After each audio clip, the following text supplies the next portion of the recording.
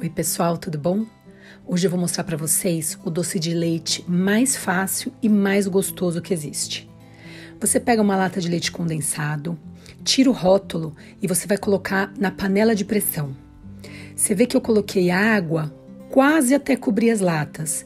Eu não ponho tanta água para não demorar muito tempo para cozinhar.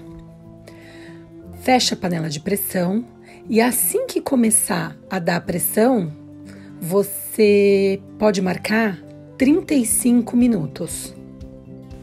O mais importante desse doce é que as latas não podem ser abertas quentes de forma alguma.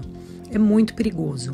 Então, assim que sai toda a pressão da panela, eu espero as latas esfriarem um pouquinho antes de colocá-las na geladeira.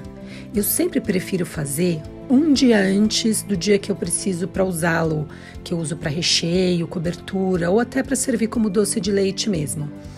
Então, se eu fizer um dia antes, é muito sossegado. Eu deixo esfriar um pouquinho, coloco na geladeira e dia seguinte ele está perfeito.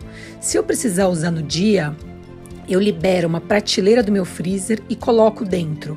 Aí em 40 minutos mais ou menos ele já esfriou. Como eu fiz de um dia para o outro, você vê que eu abro ele sem problema algum. Olha que cor linda, é muito gostoso.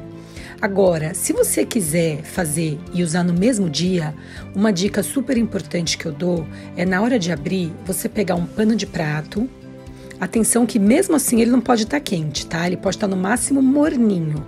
Pega um pano de prato e proteja na hora de abrir, dessa forma.